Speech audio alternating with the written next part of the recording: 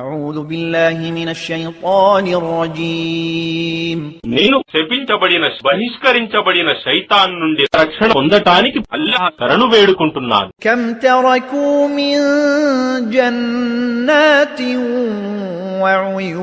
وعيون వారు ఎన్నో తోటలను మరియు చలమలను వెనుక విడిచిపోయారు. وزروع ومقام كريم మరియు ఎన్నో పంట పొలాలను మరియు గొప్ప భవనాలను ونعمة كانوا فيها فاكهين మరియు వారు అనుభవిస్తూ ఉన్న ఎన్నో సుఖ సంతోషాలను కూడా.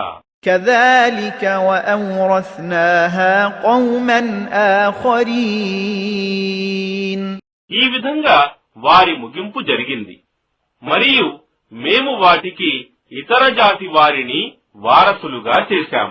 فما بكت عليهم السماء والأرض وما كانوا